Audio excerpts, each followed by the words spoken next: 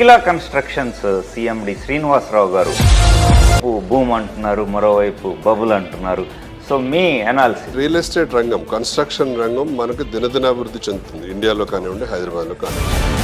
హైదరాబాద్ విషయానికి వస్తే RRR వస్తుంది, అట్లాగే ఫ్యూచర్ సిటీ, మళ్ళీ GCCs వస్తున్నాయి, గ్లోబల్ క్యాపబిలిటీ సెంటర్. ఇవన్నీ కూడా హైదరాబాద్కి పెద్ద గేమ్ చేంజర్ అవ్వబోతుంది. హైదరాబాద్ స్వరూపమే మారిపోయింది. స్పీడ్ వర్సెస్ క్వాలిటీ విషయానికి వస్తే త్వరగా పూర్తి చేయాలని చెప్పేసి క్వాలిటీతో కాంప్రమైజ్ అయ్యే ప్రమాదం కూడా లేకపోలేదు. కన్స్ట్రక్షన్ రంగంలో అంత స్పీడ్ చేయలేమండి, ఎందుకంటే ఇది ప్రతిదీ కూడా ఫేజ్ వైజ్ వెళ్ళాల్సింది.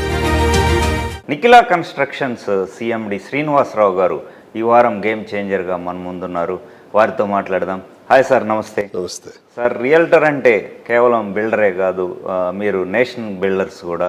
సో అసలు ఈ ఫీల్డ్ని ఎట్లా ఎంచుకున్నారు, మీ జర్నీ ఎట్లా మొదలైంది? మాస్టర్ ఇన్ కామర్స్ కంప్లీట్ చేసి 1993లో జాబ్లో జాయిన్ అయ్యి 99 వరకు జాబ్ చేసి 99లో టెలికాం రంగంలో బిజినెస్లోకి రావడం జరిగింది.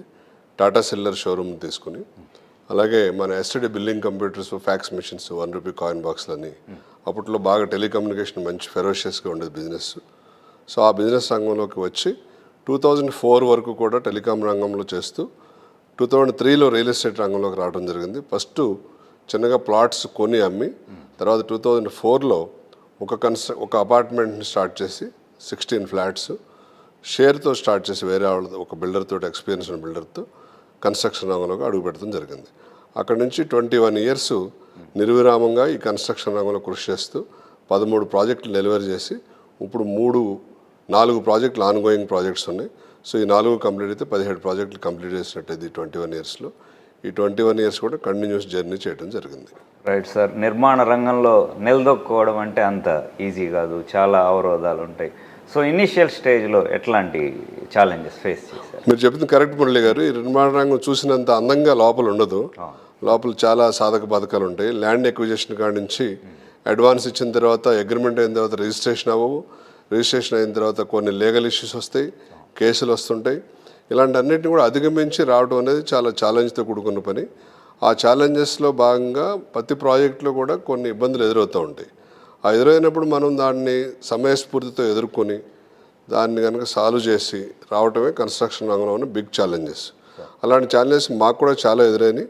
అది 1 by 1 మనం వివరిస్తాం. అయితే రిస్క్ తీసుకున్నాను అని ఎప్పుడైనా అనుకున్నారా? ఎట్లా? రిస్క్ అండ్ రివార్డ్ పాలసీని నమ్ముతాను నేను. సో రిస్క్ తీసుకోకుండా మనం కంఫర్టబుల్ జోన్లో ఉండి మనం ఆదాయం రావాలి, మనకు నేమ్ రావాలి, ఫేమ్ రావాలంటే రాదు. దాని మీరు అన్నట్టు నిర్మాణ రంగం అంటే నేషనల్ బిల్డింగ్ అని అన్నట్టు. So it's we are contributing to the nation.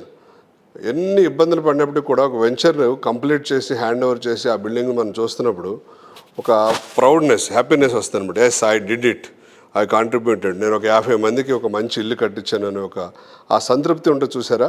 ఆ సంతృప్తి ముందు ఈ పడిన బాధలన్నీ కూడా మర్చిపోతూ ఉంటాం. మళ్ళీ వెంచర్లోకి వెళ్తాం మనం, నెక్స్ట్ వెంచర్లోకి. రైట్ అండి. ఒక ప్యాషన్, పర్పస్తో వచ్చారంటారు. సార్, ఇప్పుడు హైదరాబాద్ రియల్ ఎస్టేట్ మార్కెట్ విషయానికి వస్తే ఓవైపు బూమ్ అంటున్నారు, మరోవైపు బబుల్ అంటున్నారు. సో మీ అనాలిసిస్ అంటే భూము, బబులు రెండు కూడా కరెక్ట్ పదాలని నేను అన్ను. ఎందుకంటే ఈ రియల్ ఎస్టేట్ రంగం, కన్స్ట్రక్షన్ రంగం మనకు దినదినాభివృద్ధి చెందుతుంది, ఇండియాలో కానివ్వండి, హైదరాబాద్లో కానివ్వండి.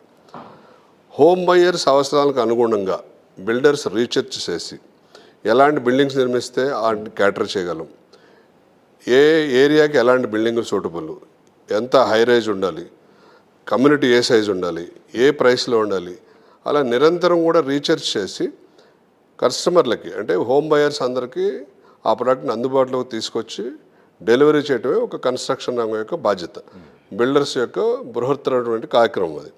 ఆ ప్రాసెస్లో మేమందరం కూడా మంత్లీ మీటింగ్లో కానివ్వండి, క్వార్టర్లీ మీటింగ్లో కానివ్వండి, నెరాడ్ కానివ్వండి, క్రడా డిస్కస్ చేస్తూ ఉంటాం. దానికి తగ్గట్టు డిజైన్స్ చేస్తూ ఉంటాం, దానికి తగ్గట్టు పర్మిషన్ తీసుకుని కన్స్ట్రక్షన్ చేస్తూ ఉంటాం. ఈ బబులా అంటే భూమ్ అని చెప్పలేము, ఇది అవసరం. అంటే ఒక కస్టమర్లకి కావాల్సిన హోమ్స్ నిర్మించి టైం టు టైం డెలివరీ చేసి ఇవ్వటం అనేది ఒక అవసరం అని చెప్తాను నేను. డిమాండ్కి తగ్గట్టుగానే బిల్డర్ డిజైన్ చేసి డెలివరీ చేయడం జరుగుతుంది. Right sir. అంటే ప్రతిష్టంభన లాంటిది నెలకొందంటారా, లేకుంటే ఎట్లా? అంటే మీరు అన్న పాయింట్లో కొంతవరకు కరెక్ట్ ఉంది మురళి గారు. ఎందుకంటే ప్రతిష్టంభన నెలకొన్న మాట వాస్తవం. ఎక్కడంటే ఒక బియాండ్ సర్టన్ సైజ్ తర్వాత suppose necessity is the mother of invention. So మనకు అవసరానికి మించి ఉన్నటికి ఇబ్బంది అవుతుంది.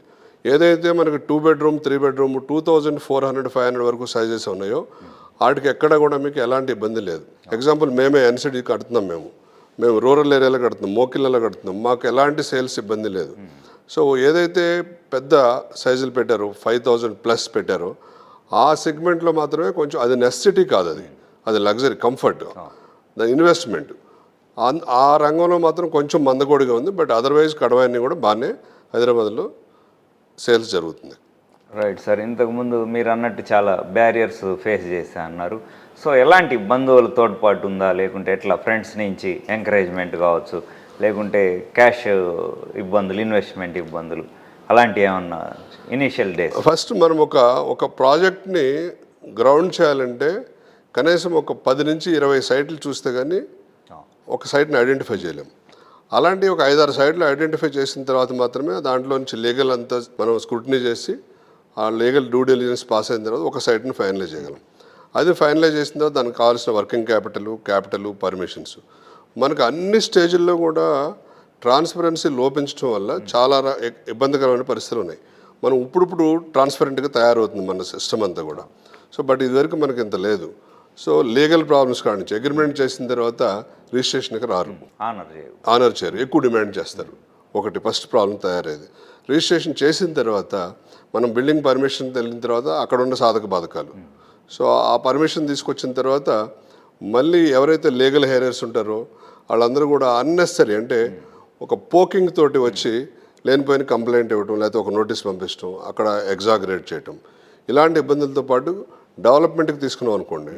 డీజీపీఏ చేసిన వాళ్ళు డీజీపీఏ అయిపోయి మనకు పర్మిషన్ అంతా వచ్చిన తర్వాత సప్లిమెంట్ డీడ్ చేయటానికి రావాలి.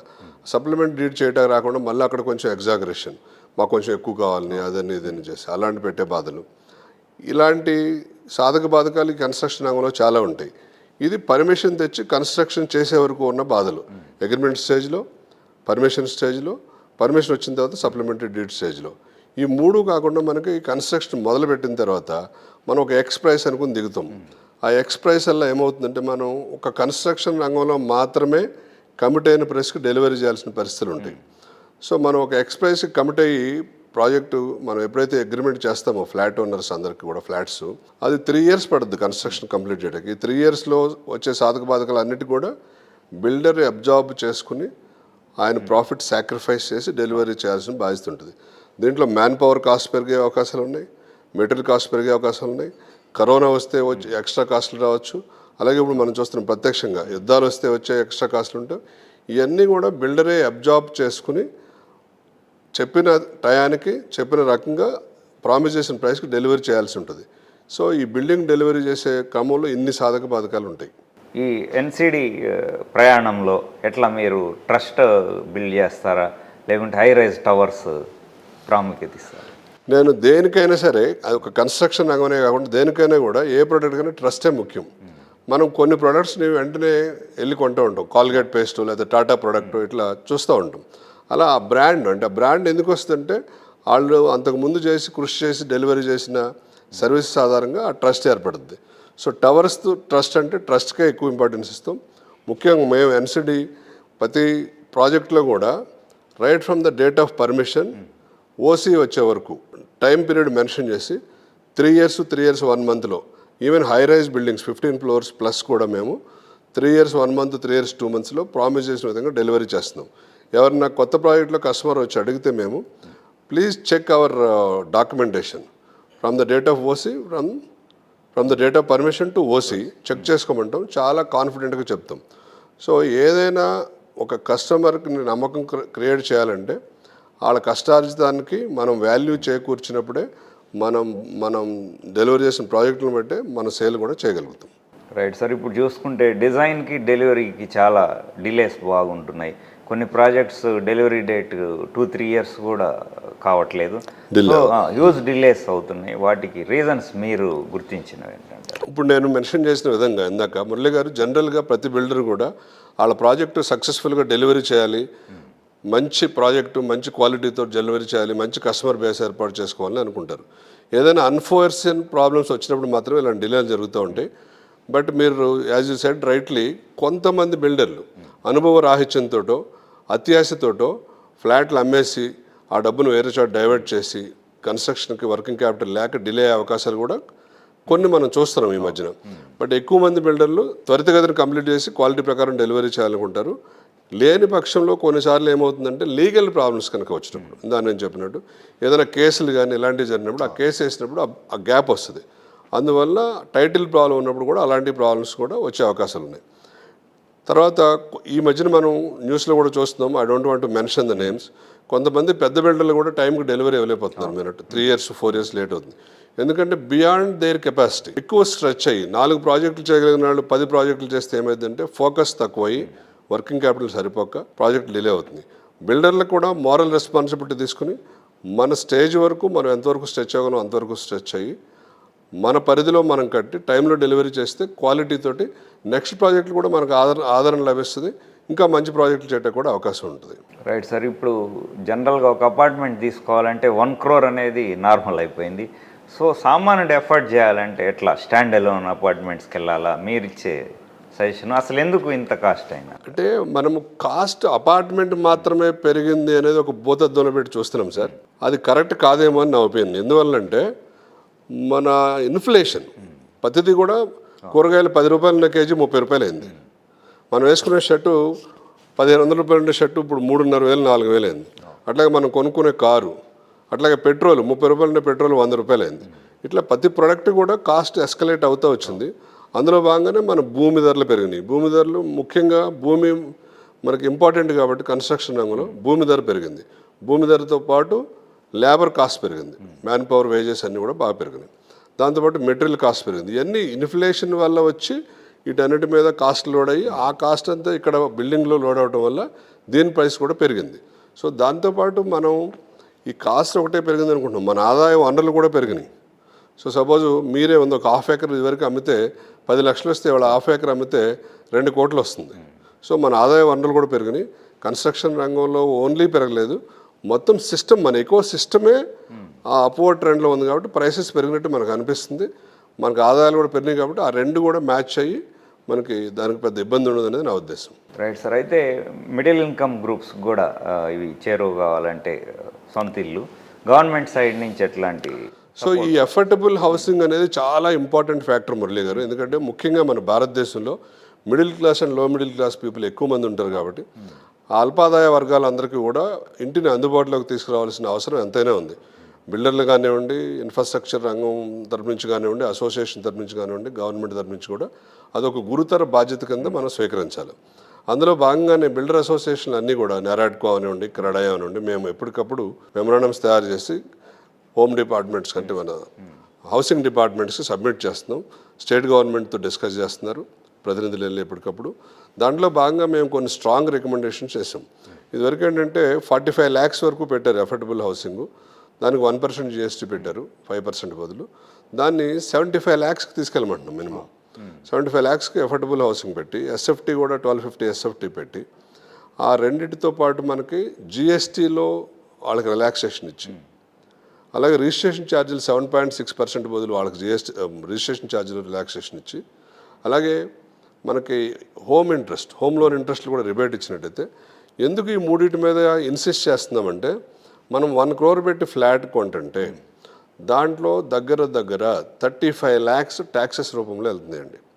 ఎందుకంటే 18% బిల్డర్ GST కడుతున్నాడు మెటీరియల్ మీద, 5% GST మనం కస్టమర్ దగ్గర నుంచి మళ్ళీ రిజిస్ట్రేషన్ అప్పుడు తీసుకుంటున్నాం 23%, 7.6% రిజిస్ట్రేషన్ ఛార్జెస్ తీసుకుంటున్నాం 30%, మళ్ళీ బిల్డర్ చూపించే ప్రాఫిట్లో 30% ఇన్కమ్ ట్యాక్స్ కట్టాలా. ఇవన్నీ కలిపితే 35 lakhs 1 crore, అంటే 33% amount directly going to the government treasury. So what we are requesting, ఈ గవర్నమెంట్ ట్రెజరీలోకి వచ్చిన డబ్బులు గవర్నమెంట్ ఏం చేస్తుంది, ప్రజల వెల్ఫేర్ కోసం ఖర్చు పెడుతుంది. మీరు ఎలాగో వెల్ఫేర్ కోసం ఖర్చు పెడతారు కాబట్టి ఇదే కనుక ఈ రిబేట్లు కనుక ఇస్తే డైరెక్ట్ వెల్ఫేర్ చేసినట్టయితే ఇండివిజువల్కి మంచి బెనిఫిట్ వస్తుందని చెప్తాం. అఫోర్డబుల్ హౌసింగ్ పెడితే బాగుంటుందని చెప్పి సజెషన్ చేస్తున్నాం.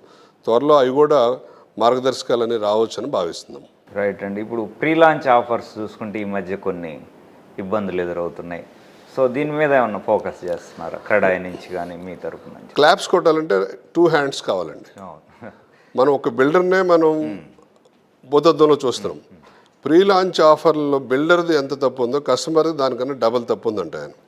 ఎందువల్లంటే టూ మచ్ షుగర్ కోటెడ్ ప్రొడక్ట్స్కి అట్రాక్ట్ అవుతున్నారు ప్రజలు. తీయగా ఉంటుంది కాబట్టి ఆఫరు, షుగర్ కోటెడ్ ప్రొడక్ట్స్కి అట్రాక్ట్ అయ్యి తక్కువ రేటుకి వస్తుందని చెప్పి పర్మిషన్ లేదు, వాళ్ళకి ల్యాండ్ వాళ్ళ టైటిల్ లేదు, అయినా సరే వీళ్ళు వెళ్ళి లైన్లో నుంచి డబ్బులు ఇచ్చి గుట్టలు డబ్బులు ఇచ్చేసి మరీ కొనుక్కొని వస్తున్నారు. రేపొద్దున ఏమవుతుందని ఆలోచన లేకుండా ఇవాళ నాకు తక్కువకు వస్తుందని ఒక స్వార్థపూరిత నిర్ణయంతో ప్రజలు కూడా దాన్ని ఆదరిస్తున్నారు. అది ప్రజల నుంచి కూడా దానికి కట్టడి రావాలి, ఆలోచించి ఆగాలి. ఎందుకంటే నాకు తెలుసు 2017, 18, 19, 20లో అమ్మిన ప్రాజెక్టులు ఇంతవరకు గ్రౌండ్ అవ్వలేదు ఇంకా. సో ఆ కస్టమర్ గవర్నమెంట్ ఆఫీసుల్లో పనిచేసే వాళ్ళు కూడా, ఎంప్లాయీస్ కూడా అలా కొన్న ఉదంతాలు నేను నా దగ్గరకు వచ్చి మాట్లాడుతూ ఉంటారు కొందరు. సో దానికి మా సిన్సియర్ సజెషన్ ఏంటంటే బిల్డర్ ఎథిక్స్ ఫాలో అవ్వాలి. ఎక్స్పీరియన్స్డ్ బిల్డర్స్, సీనియర్ బిల్డర్లు ఎక్కువ మంది చేరది. కొత్తగా వచ్చేవాళ్ళు, షార్ట్ కట్ మెథడ్స్లో వెళ్దాం అనుకునేవాళ్ళు, ఇంటెన్షనల్లీ ఫ్రాడ్ చేద్దాం అనుకునే వాళ్ళు మాత్రమే ఈ ఫ్రీ లాంచ్ ఆఫర్స్కి ఎక్కువ వెళ్తున్నారు. అది ఇద్దరు తరపు నుంచి కూడా కంట్రోల్ చేయాల్సిన అవసరం ఉంది. దాంతోపాటు మనకు రెరా కూడా వచ్చింది. ఇప్పుడు రియల్ ఎస్టేట్ రెగ్యులేటరీ యాక్ట్ కూడా ఫోర్స్లోకి వచ్చింది. రెరా వాళ్ళు కూడా వాటిని కంప్లైంట్లు మనం ఎవరిచ్చినా కంప్లైంట్ తీసుకుని RERA on their own also they are finding this free launch offers and filing the cases. Penalties వేస్తున్నారు, హ్యూజ్ పెనాల్టీస్. దాంతోపాటు మా అసోసియేషన్స్ కూడా నెరాడ్కో, క్రెడాయ్ కూడా ఎవరెవరైతే ఈ ఫ్రీ లాంచ్ ఆఫర్లు చేస్తున్నారో మేము రిటర్న్ కంప్లైంట్ లాంచ్ చేస్తున్నాం. గవర్నమెంట్ కూడా ఇన్ఫామ్ చేస్తాం, రెరా చైర్మన్ గారికి కూడా ఇన్ఫామ్ చేసి కంప్లైంట్లు ఇస్తున్నాం. దాన్ని సాధ్యమంతా ప్రివెంట్ చేస్తున్నాం. ఇప్పుడు తగ్గినాయి, మీరు గమనిస్తే లాస్ట్ 2-3 ఇయర్స్ బ్యాక్ చాలా ఎక్కువ ఉన్నాయి. ఇప్పుడు ప్రీ లాంచ్ ఆఫర్స్ చాలా తగ్గినాయి. ఇప్పుడు ప్రీ లాంచ్ అంటే డెఫినేషన్ మార్చారు. పర్మిషన్ వచ్చిన తర్వాత కన్స్ట్రక్షన్ ముందు అమ్మేదాన్ని ప్రీ లాంచ్ చేస్తున్నారు ప్రాజెక్టులు. ఒకసారి రెరా వచ్చిన తర్వాత మీరు కళ్ళు మూసుకుని కొనుక్కోవచ్చు, దానికి ఇబ్బంది లేదు. బట్ ఈ పర్మిషన్ లేకుండా, టైటిల్ లేకుండా ఎట్టి పరిస్థితుల్లో కొనకూడదు. రైట్ అండి. ఇప్పుడు హైదరాబాద్ విషయానికి వస్తే RRR వస్తుంది, అట్లాగే ఫ్యూచర్ సిటీ, మళ్ళీ GCCs వస్తున్నాయి, గ్లోబల్ క్యాపబిలిటీ సెంటర్స్. సో ఇవన్నీ హైదరాబాద్కి ఎట్లా ప్లస్ అయ్యే అవకాశం? సింపుల్ స్ట్రాంగ్ వరల్డ్ అంటే ఇవన్నీ కూడా హైదరాబాద్కి పెద్ద గేమ్ చేంజర్ అవ్వబోతుంది. ఎప్పుడైతే మనకి regional ring road 165 kilometres regional ring road వచ్చిందో, ఇదివరకు మనకు 17 ఎగ్జిట్స్ ఉండేవి, ఇప్పుడు 23 ఎగ్జిట్స్ అయినాయి. దాంతోపాటు ఇంటర్నేషనల్ ఎయిర్పోర్ట్ వచ్చిందో హైదరాబాద్ స్వరూపమే మారిపోయింది. ఎందుకంటే మనమే చాలా ప్యాషనేటెడ్గా ఫీల్ అయ్యాం రింగ్ రోడ్లో వెళ్ళి ఎయిర్పోర్ట్కి వెళ్ళేటప్పుడు. Even myself I felt very proud. So దానికి అదే మనం చాలా గొప్పగా భావించాం. దానికి అడిషనల్గా ఇప్పుడు మనకి రీజనల్ రింగ్ రోడ్, RRR, అలాగే రీజనల్ రింగ్ రైల్, తర్వాత వాటర్ రింగ్, ఈ మూడితో పాటు ఫ్యూచర్ సిటీ, మూసీ రిజర్వేషన్, ఇవన్నీ కనుక మనం కంప్లీట్ చేస్తే ఇవి పెద్ద గేమ్ చేంజర్ అవ్వబోతున్నాయి హైదరాబాద్కి. గ్లోబల్ సిటీగా ఆల్రెడీ మనం ఒక పాత లే చేయడం జరిగింది. గ్లోబల్ సిటీల్లో కూడా బెస్ట్ గ్లోబల్ సిటీగా మనం అవతరించే అవకాశం చాలా ఎక్కువ ఉంది. మేము మూసీ రిజర్వేషన్ ప్రజెంటేషన్లో క్రెడాయ్ వాళ్ళు పిలిచి ప్రజెంటేషన్ అందరు బిల్డర్లందరూ కూడా చేశారు. ఆ ప్రజెంటేషన్లో శ్రద్ధగా మేము 1.5 hours వినటం జరిగింది. ఫస్ట్ 21 కిలోమీటర్స్ రిజర్వేషన్ మొదలుపెట్టారు, ఇప్పుడు అన్నీ కూడా అలాట్ చేసి. అది కనుక కంప్లీట్ అయితే మనం అనుకునే సింగపూర్ కానీ లేకపోతే మనం అనుకునే యూరోప్ కానీ దాటి మనం హైదరాబాద్ ముందుకెళ్ళే అవకాశాలు చాలా ఎక్కువ ఉన్నాయి. వెరీ షార్ట్లీ అండి, వితిన్ 2-2.5 yearsలోనే ఆ 21 కిలోమీటర్స్ కంప్లీట్ చేసే అవకాశాలు ఉన్నాయి. అది కంప్లీట్ అయితే హైదరాబాద్ విశ్వనగరంగా నిలవడమే కాకుండా విశ్వనగరాల్లో కూడా బెస్ట్ విశ్వనగరంగా నిలిచే అవకాశాలు ఎక్కువ ఉన్నాయి. రైట్ అండి. రీసెంట్ TDR చేంజెస్ అయ్యాయి, అవి ఎలాంటి ప్రభావం చూపుతాయంట? ఎనీ గవర్నమెంట్ ఎప్పటికప్పుడు చేంజెస్ తీసుకొస్తూ ఉంటుందండి ప్రజల అవసరాల దృష్ట్యా. బిల్డర్లు ఎలా అయితే కస్టమర్ల అవసరాల దృష్ట్యా రీఛార్జ్ చేసి కొత్త ప్రోడక్ట్ తీసుకొస్తున్నారో, గవర్నమెంట్ కూడా మన ప్రజల అవసరాల దృష్ట్యా రకరకాల డెసిషన్స్ తీసుకుని జీవోలు తీసుకొస్తూ ఉంటుంది. దాంట్లో భాగంగానే మనకు బిల్డ్ నవ్ వచ్చింది. సో బిల్డ్ నవ్ వచ్చినాక పర్మిషన్ తీసుకోవడం అంతా కూడా అప్లోడ్ చేయడం అంతా ఈజీ అయింది. అంటే ఇంకా దానికి ఇనిషియల్ ప్రాబ్లమ్స్ ఉన్నాయి, కొన్ని రోజులు పడుతుంది క్లియర్ అవటానికి. ఈ TDR పాలసీ కూడా మనకి కొన్ని రిలాక్సేషన్స్తో పాటు, హైట్ రిలాక్సేషన్తో పాటు మనకి set backs relaxation, road relaxation కూడా మూడిట్లో కూడా ఇవ్వడం జరిగింది. ఎందుకంటే మనము ఇప్పుడు ఈ సిటీ డెవలప్మెంట్ స్టేజ్లో ఉన్నప్పుడు రకరకాలైనటువంటి ఎక్విజిషన్స్ జరుగుతాయి. ల్యాండ్స్ ఎక్విజిషన్ జరిగేటప్పుడు గవర్నమెంట్ అందరికీ డబ్బులు ఇచ్చే పరిస్థితి ఉండకపోవచ్చు ఫండ్, అందువల్ల TDR ఇస్తుంది. TDR ఇచ్చినప్పుడు మరి సామాన్య మానవులకు TDR వచ్చినప్పుడు వాళ్ళు ఏం చేసుకుంటారు, అది ఆ TDRకి మార్కెట్ చూపించాల్సిన బాధ్యత కూడా, గురుతర బాధ్యత కూడా మన గవర్నమెంట్ మీద ఉంటుంది. అందువల్ల ఎప్పుడైతే ఈ బిల్డింగ్లు TDR కంపల్సరీ చేశారో హై రైజ్ బిల్డింగ్స్కి, టీడీఆర్ కూడా మార్కెటబుల్ అవుతుంది అనమాట. ప్రొడక్ట్ డిమాండ్ వస్తుంది. ఈ ఎవరైతే ల్యాండ్ కోల్పోయారో వాళ్ళందరూ కూడా మంచి మార్కెట్ వచ్చి కాంపన్సేషన్ వస్తుంది. వాళ్ళు దే ఆర్ ఆల్సో హ్యాపీ. ఈ టీడీఆర్ రిలాక్సేషన్ ఇవ్వడం వల్ల బిల్డింగ్ రంగానికి కూడా మంచి సపోర్ట్ వచ్చి కన్స్ట్రక్షన్ రంగం కూడా మంచి ఊపందుకునే అవకాశం ఉంటుంది. తద్వారా ట్యాక్సెస్ పెరుగుతాయి, ఆదాయం పెరుగుతుంది, గవర్నమెంట్కి అన్ని రకాల వెల్ఫేర్ యాక్టివిటీస్ కూడా టేకప్ చేయడానికి అవకాశాలు ఉంటాయి. శ్రీనివాస్ గారు, రెరా వచ్చాక ట్రాన్స్పరెన్సీ పెరిగిందంటారు ఎట్లా? మురళి గారు, రెరా ఒక సమూలమైన మార్పులను తీసుకొచ్చింది రియల్ ఎస్టేట్ రంగంలో. ఎందుకంటే మనకి నార్త్లో జరిగిన కొన్ని ఇన్సిడెంట్ల ఆధారంగా రెరా ఫోర్స్లోకి రావడం జరిగింది. 2017 నుంచి రెరా యాక్ట్ ఫోర్స్లోకి వచ్చింది, రియల్ ఎస్టేట్ రెగ్యులేటరీ యాక్ట్. మన తెలంగాణలో స్లోగా ఇంప్లిమెంట్ అవుతూ వచ్చింది. ఇప్పుడు రెరా వచ్చిన తర్వాత కస్టమర్లకి, కొనుగోలుదారులకు ఒక భరోసా ఏర్పడింది. కొన్ని నామ్స్ కూడా తీసుకొచ్చింది. నేనైతే కొనుగోలుదారులకే కాకుండా బిల్డర్లకు కూడా ఉపయోగమే అని చెప్పదలుచుకున్నాను. ఎందుకంటే మనకు కూడా ఒక డిసిప్లిన్, ఒక ట్రాక్లో వెళ్ళాలని ఒక సూచిక, అదొక మనకు ఒక డైరెక్షన్ ఇస్తుంది, రెస్పాన్సిబిలిటీ క్రియేట్ చేస్తుంది రెరా. ఎందుకంటే పర్మిషన్ రాకుండా అడ్వర్టైజ్మెంట్ చేయకూడదు సెక్షన్ 3 ప్రకారం. పర్మిషన్ చేస్తే పెనాల్టీ వేస్తారు. సో ప్రీసేల్ చేయటానికి ప్రివెంట్ చేస్తుంది, ఆపుతుంది అది. తర్వాత రెండవది, ఏదైతే ఒక గృహం కొనుగోలుదారులు, ఫ్లాట్ అవనివ్వండి, ప్లాట్ అవనివ్వండి, విల్లా అవనివ్వండి, ఎవరైతే కొనుక్కుంటారో ఇదివరకు అకౌంటబిలిటీ లేదండి. వాళ్ళ కష్టార్జితాన్ని వీళ్ళు ఎవరు పెడితే వాళ్ళు తీసుకున్న తర్వాత వాళ్ళు ఆ ప్రాజెక్ట్కి వాడుతున్నారా, వాళ్ళు పర్సనల్కి వాడుతున్నారా, ఇంకో చోట ల్యాండ్ కొంటున్నారా అనే కంట్రోల్ లేదు మనకి ఇదివరకు. ఇప్పుడు ద మేజర్ చేంజ్ ఏంటంటే ప్రతి రూపాయి, కస్టమర్ పే చేసే ప్రతి రూపాయి కూడా రెరా ఎస్క్రో అకౌంట్కి వెళ్తుంది. రెరా ఎస్క్రో అకౌంట్కి వెళ్ళిన ప్రతి రూపాయిని కూడా బ్యాంక్ ఏం చేస్తుందంటే 70-30 కింద డివైడ్ చేసి 70% ప్రాజెక్ట్ కాస్ట్కి, 30% land cost and repayment of లోన్స్కి డైవర్ట్ చేస్తుంది, వాడటానికి ఫెసిలిటేట్ చేస్తుంది. ఈ 70% ఏదైతే ఉందో మనం అది మన ఆడిటరు, ఆర్కిటెక్టు వీళ్ళందరూ అప్రూవల్ తీసుకుని మాత్రమే ఆ ఫండ్స్ని కన్జ్యూమ్ చేయగలం, యూటిలైజ్ చేయగలం. సో అంత స్ట్రింజెంట్ రూల్ రావటం వల్ల మిస్యూజ్ ఆఫ్ ఫండ్స్ని అరెస్ట్ చేయడం జరిగింది.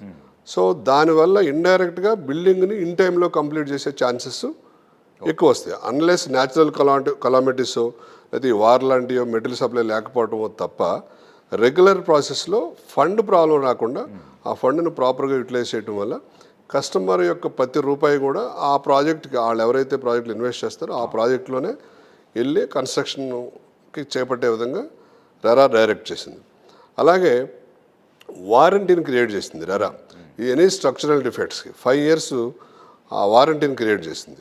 ఇదివరకు కొందరు అమ్మేసిన తర్వాత చేతులు దొరుకుని సమాధానం చెప్పేవారు కాదు, కానీ ఇప్పుడు అలాంటి పరిస్థితి లేదు. 5 years బిల్డర్ రెస్పాన్సిబిలిటీ. కాకపోతే ఒక సూచన ఏంటంటే ఇక్కడ చాలా చిన్నటికి కూడా రెరా వచ్చింది కదా అని చెప్పి కస్టమర్లు కూడా కొందరు, అంటే 95% people are good people and they think positively, progressively. But 4-5 people ఉంటారు అక్కడక్కడ. మన పంటల్లో ఎలా అయితే క్రిమి కీటకాలు వస్తూ ఉంటాయి, పురుగులు, కలుపు ఎలా వస్తుంటుంది, అలా అన్ని చోట్ల మంచి చెడు ఉంటుంది కదా. ఇక్కడ కూడా ఒక 2-3 ఏదో ఒకటి లేనిపోయిన వాటిని అపోహలు క్రియేట్ చేసి ప్రతిదానికి వెళ్ళి రెరాలో కంప్లైంట్ ఇస్తున్నారు. అది లోడ్ ఎక్కువ అవుతుంది, వాటిని తొందరగా డిస్పోజ్ చేస్తున్నారు. బట్ అది కూడా ఆ చిన్న వాటికి వెళ్లకుండా ఉండడం కూడా కస్టమర్ యొక్క గురుతర బాధ్యత. అది మంచి కస్టమర్లు కూడా దాన్ని చూసుకోవాలా, అలాంటివి కూడా లేకుండా. రెరా రావటం వల్ల చాలా ఉపయోగకరంగా ఉంది. హై రైజ్ బిల్డింగ్స్ బాగా పెరుగుతున్నాయి. సో ఇందులో అడ్వాంటేజెస్, డిసడ్వాంటేజెస్ 2 ఉన్నాయి అంటున్నారు. సో ఎట్లా బ్యాలెన్స్ చేయాలంటారు? ఇదివరకటి రోజుల్లో సింగిల్ ఫ్లోర్ హౌసెస్ ఉండేయండి, అపార్ట్మెంట్ వచ్చేప్పటికి G+4 అలా ఉండేవి.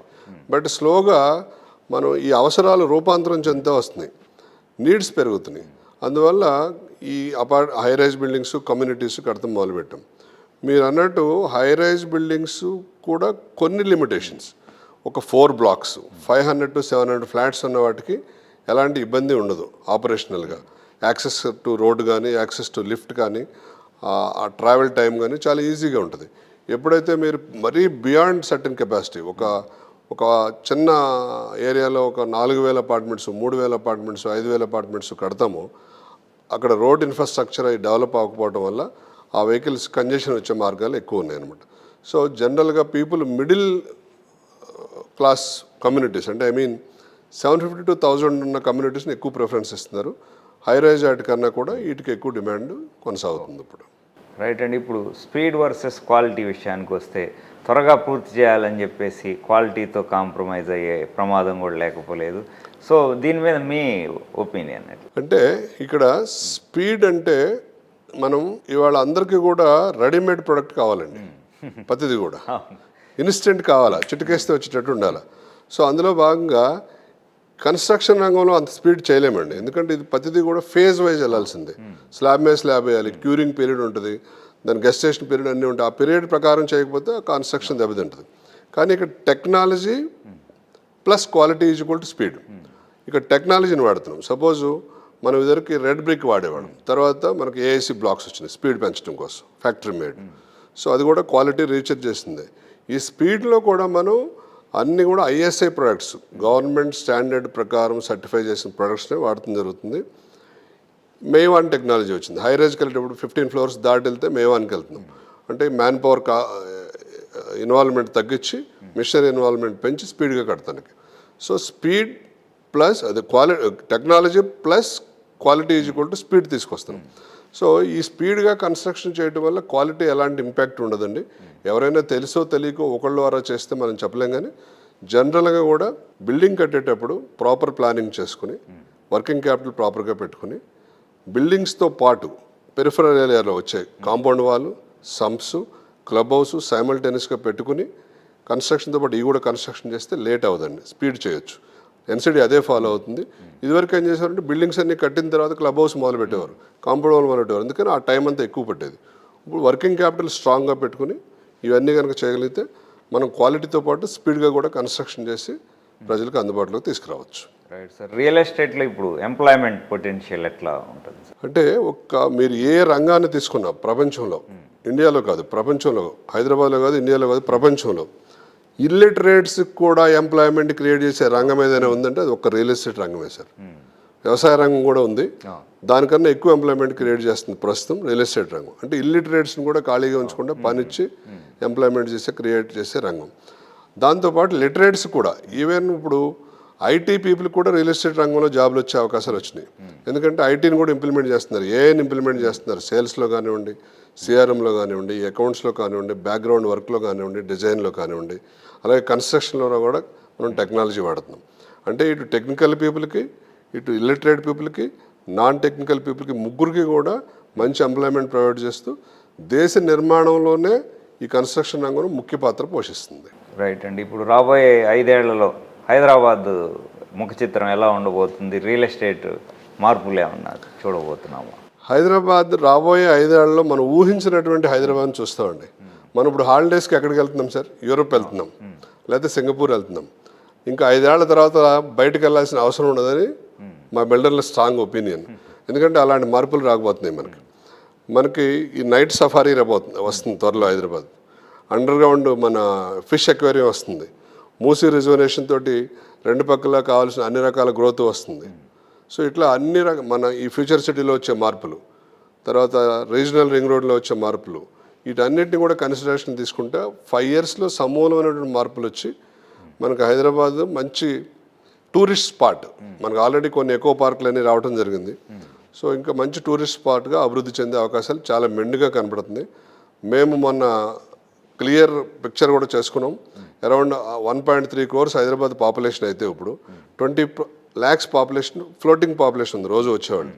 5 ఏళ్లలో ఈ హైదరాబాద్ పాపులేషన్ 2 కోట్లు దాటి ఫ్లోటింగ్ పాపులేషన్ 30 నుంచి 40 lakhs 50 lakhs వరకు అయ్యే అవకాశం ఉంది.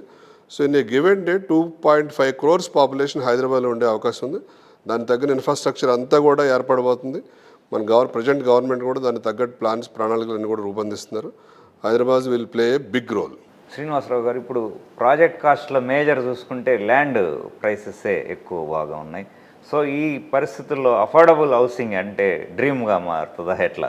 మనము 3 ముఖ్యమైనటువంటి కాంపోనెంట్స్ ఉంటాయి సార్ మన ప్రొడక్ట్ ప్రైస్లో. మీరు అన్నట్టు land, man power, labour cost, 3 taxes, 4 మెటీరియల్లే తర్వాత వస్తుంది. సో ఈ 4 పార్ట్స్ తీసుకుంటే 3 మేజర్ పార్ట్లు ఏంటంటే land, man power, material. Land ప్రైస్ని మనం తగ్గించలేము, ఎందుకంటే అది కాలక్రమేణా పెరుగుతూ వస్తుంది. డిమాండ్కి అనుగుణంగా ప్రొడ్యూస్ చేసే ప్రోడక్ట్ కాదు, ల్యాండ్ ప్రైస్ తగ్గదు. మ్యాన్ పవర్ కాస్ట్ కూడా తగ్గించే అవకాశాలు లేవు, ఎందుకంటే వాళ్ళ జీవన భృతి, వాళ్ళ జీవన ప్రమాణాలు పెంచాలి, ఆ మినిమం వేజెస్ ఇవ్వాల్సింది కాబట్టి అది కూడా తగ్గించలేము. తర్వాత 3వది మెటీరియల్ కాస్ట్లు తగ్గించలేము. ఈ ప్రొడక్షన్కి అయ్యే కాస్ట్, లేబర్ కాస్ట్ అన్ని ఇన్వాల్వ్ అయి ఉంటాయి, దాంట్లో పవర్ అంతా కూడా అది కూడా తగ్గించడం సాధ్యం కాదు. మనకున్న ఒకే ఒక అవకాశం ఏంటంటేనండి ట్యాక్సెస్ ఏవైతే ఉన్నాయో మనకు 35% ట్యాక్సెస్ గవర్నమెంట్కి వెళ్తుంది కాబట్టి అదంతా వెల్ఫేర్ కోసం ఖర్చు పెట్టేది కాబట్టి ట్యాక్సెస్ రూపంలోనే 15-20% కనుక తగ్గించి ఈ సెగ్మెంట్ హౌసింగ్ సెగ్మెంట్ కనుక దాన్ని ట్రాన్స్ఫర్ చేస్తే మనం 1 crore ఉన్న ప్రొడక్ట్ని 75 lakhs తీసుకొచ్చి అందుబాటులో ఉంచే అవకాశాలు ఉంటాయి.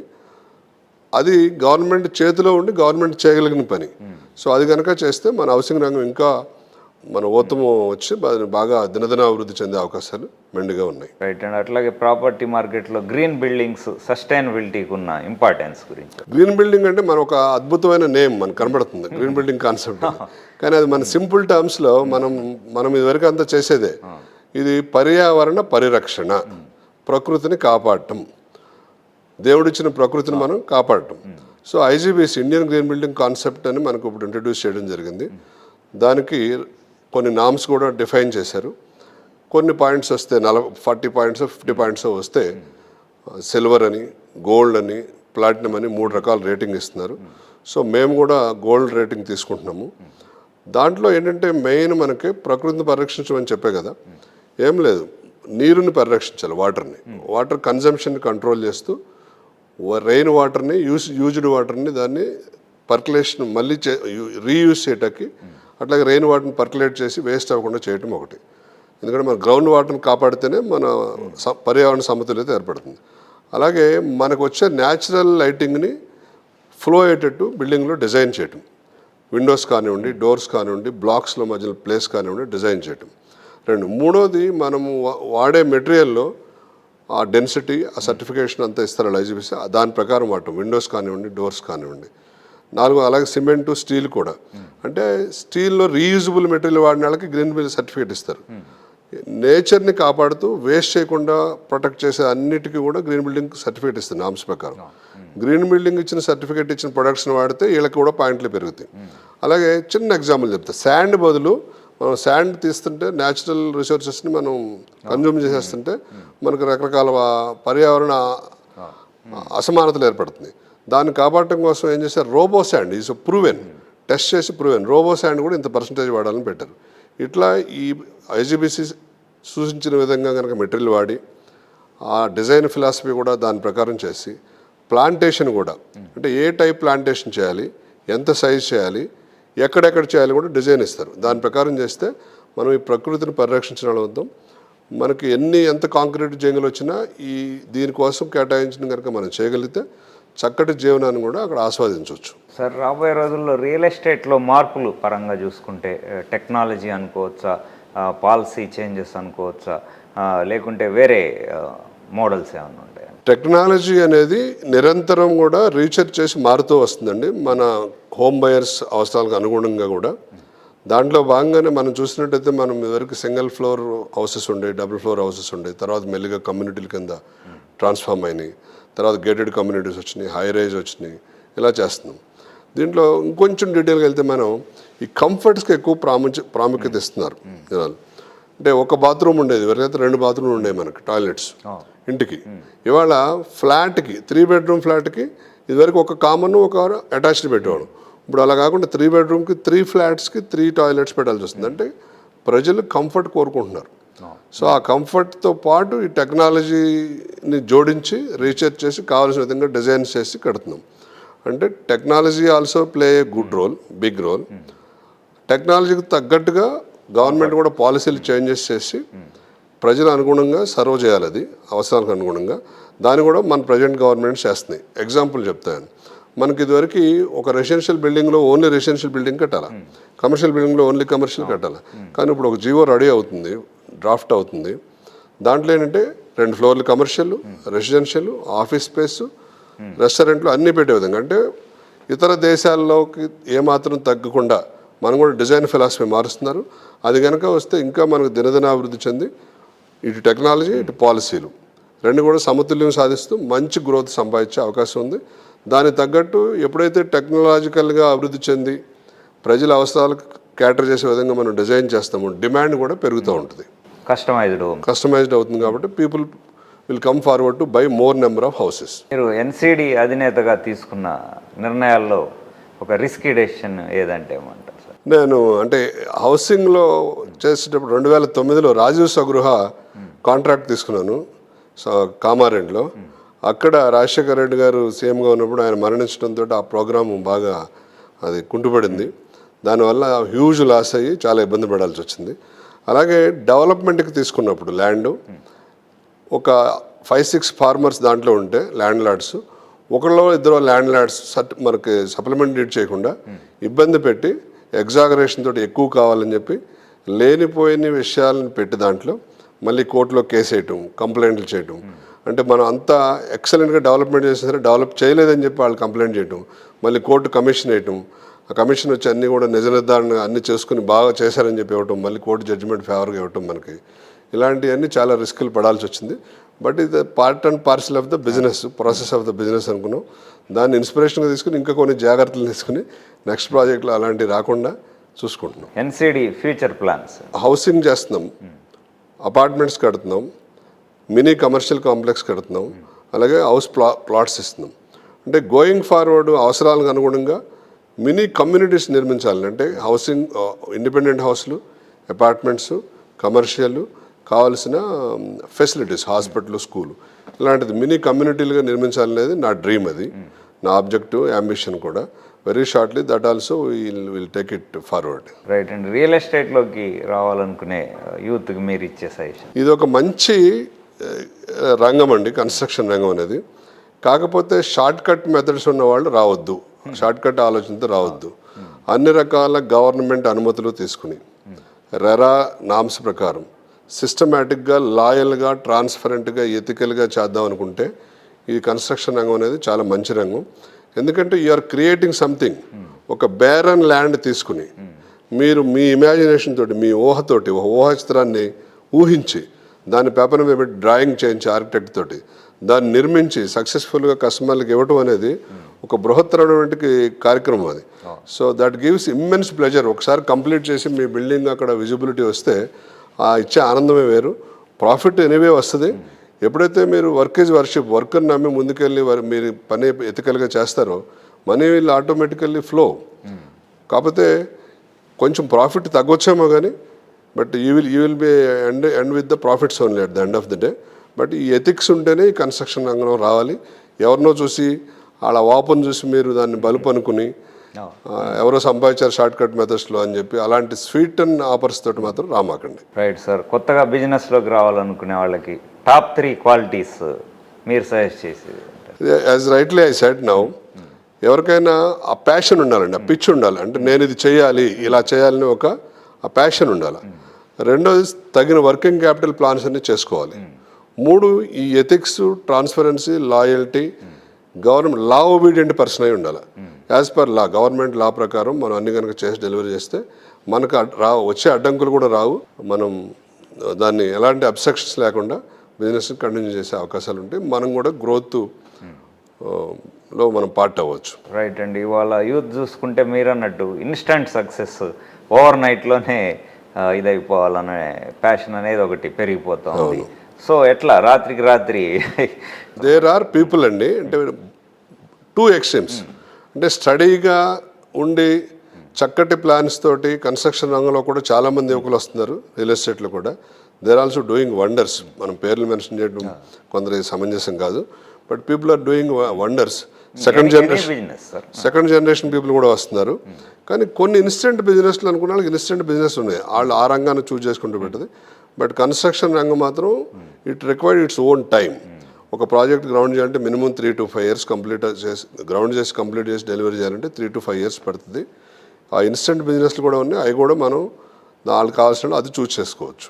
రైట్ అండి. మీరు బిల్డర్ కాకపోయి ఉంటే ఎట్లా, ఏ ఫీల్డ్లో ఉండేవాళ్ళు? పోలీస్ అండి. అంటే నాకు కాలేజీ రోజుల నుంచి కూడా నన్ను అందరూ ఎస్పీ అని పిలిచేవారు. ఏం జాబ్ చేస్తుంటే ఓన్లీ ఎస్పీ అనేవాడు నేను అప్పుడు. రెండో జాబ్ అసలు ఆలోచించలేదు. నాకు కొంత వెల్విషర్స్ మంత్రి గారు వాళ్ళు వీళ్ళు పెద్దవాళ్ళు ఉన్నప్పుడు బ్యాంక్ జాబ్ ఏమైనా చేయాలంటే కూడా లేదండి, నేను ఓన్లీ పోలీస్ డిపార్ట్మెంట్ అనేవాడిని. శ్రీనివాసరావు గారు, ఇప్పుడు అపార్ట్మెంట్స్ ట్రెండ్ బాగా వస్తుంది. సో ఎట్లా హైదరాబాద్లో ఎలా ఉంది? ఇప్పుడిప్పుడే ఎదుగుతున్న ట్రెండ్ లాగా కనిపిస్తూ ఉంది, మీ అంచనా ఏంటి సార్? మురళి గారు, మనకి అపార్ట్మెంట్ అని మనం పిలుస్తున్నాం దాన్ని. ప్రస్తుతం ఏంటంటే ప్రజెంట్ జనరేషన్ జెన్ ఎక్స్, జెన్ జీ పీపుల్ ఏంటంటే యాజ్ యూ రైట్లీ సెడ్ ఇందాక ఇన్స్టెంట్ ప్రోడక్ట్ కావాలి, రెడీమేడ్ కావాలి, వాళ్ళ టైంని క్వాలిటీగా ఉపయోగించుకోగలగాలి. అందులో భాగంగా ఈ ప్రోడక్ట్కి ఆదరణ లభిస్తుంది. మనం వరకు సీనియర్ సిటిజన్ లివింగ్ అయితే ఎలా అయితే ప్రొవైడ్ చేసి ఇచ్చేవాళ్ళమో అన్ని ఫెసిలిటీస్ తోటి, కామన్ కిచెన్ తోటి, అలాంటి ఫెసిలిటీయే ఎంప్లాయీస్ కూడా కోరుకుంటున్నారు. ఎందువల్లంటే their time is precious now. వాళ్ళు ఒక టైంని కేటాయించి ఇంటిని సెర్చ్ చేసి ఇంటిని కొని కట్టి ఆ ఓపిక వాళ్ళకి లేదు, ఇంటీరియర్స్ చేయించేది ఆ టైం కూడా లేదు. ఆ టైంని వాళ్ళు దాని మీద పెడితే ఎక్కువ సంపద సృష్టించగలుగుతున్నారు. అందుకని రెడీమేడ్ ప్రోడక్ట్కి ఎక్కువ ఇంపార్టెన్స్ ఇస్తున్నారు. ఈ అపార్ట్మెంట్ అనేది కూడా అందరు బిల్డర్లు చేయలేరు. ఎందువల్లంటే అది వర్క్ స్పేసెస్కి దగ్గరగా ఉండాలి. సపోజ్ హైటెక్ సిటీకో, మన ఫైనాన్షియల్ డిస్ట్రిక్ట్కో, నియోపోలిస్కో, ఇట్లా లేకపోతే మన జనం వ్యాలీకో దగ్గరగా ఉండాలి. అక్కడ మాత్రమే వాటికి ఆదరణ లభిస్తుంది. ఎవరైతే రెడీమేడ్ లగేజ్ సూట్ కేసు తీసుకుని వచ్చి హ్యాపీగా మన 5 స్టార్ హోటల్లో దిగితే ఎలా ఉంటాయో ఫెసిలిటీస్ అలా ఉండాలని కోరుకుంటున్నారు. అది ఎందుకంటే ఒక దూరంగా ఉన్నవాళ్ళు వర్క్ స్పేస్కి వెళ్ళాలంటే ఇబ్బంది అయింది. ఇక్కడికి వచ్చి రెంట్కి తీసుకుని ఉండొచ్చు, కావాల్సినప్పుడు జాబ్ ట్రాన్స్ఫర్ అయినా లేకపోతే వేరే సిటీకి ట్రాన్స్ఫర్ అయినా ఈజీగా మొబిలిటీ ఉంటుంది. కొంతమంది బిల్డర్లు మాత్రమే చేయగలరు. అది అక్కడ సైట్ ఉండాలి, క్యాపిటల్ ఓరియంటేషన్, క్యాపిటల్ ఎక్కువ పెట్టాలి, దాన్ని మెయింటైన్ చేయగలగాలి. సో అపార్ట్మెంట్ ఏమాత్రం కాంపిటీషన్ కాదు, ఒక ఆల్టర్నేటివ్, ఒక అడిషనల్ సర్వీస్ ప్రొడక్ట్. అది మన ఎలా అయితే సర్వీస్ అపార్ట్మెంట్స్, తర్వాత హోటల్ స్టేలు, ఈ సీనియర్ సిటిజన్ లివింగ్లు ఎలా అయితే ఉన్నాయో దాంట్లో భాగంగా ఇది కూడా ఒక కాంపోనెంట్, ఎక్స్ట్రా కాంపోనెంట్. అది కూడా ఒక ఫెసిలిటీ అని చెప్పొచ్చు మనం ప్రజెంట్ జెన్ ఎక్స్కి, జెన్ జీ పీపుల్కి. శ్రీనివాసరావు గారు, ఇప్పుడు హైదరాబాద్ ఎట్లా ట్రాన్స్ఫార్మ్ అవుతుంది? మనకి చూస్తే మురళి గారి ఇదివరకు హైదరాబాద్ని మనకి పెరల్ సిటీ అని పేరు, తర్వాత కాలక్రమంలో ఫార్మా సిటీ అయింది. ఫార్మా సిటీ తర్వాత హైటెక్ సిటీ అయింది Hyderabad. Pearl city, pharma city, hitech city. తర్వాత ఇప్పుడు ఇన్ఫ్రా సిటీ కింద రూపాంతరం చెందుతుంది. ఇన్ఫ్రా సిటీ కింద రూపాంతరం చెందుతూ ఉండగా మనకి రకరకాలైనటువంటి గేమ్ చేంజర్ ప్లాన్స్ వచ్చినాయి.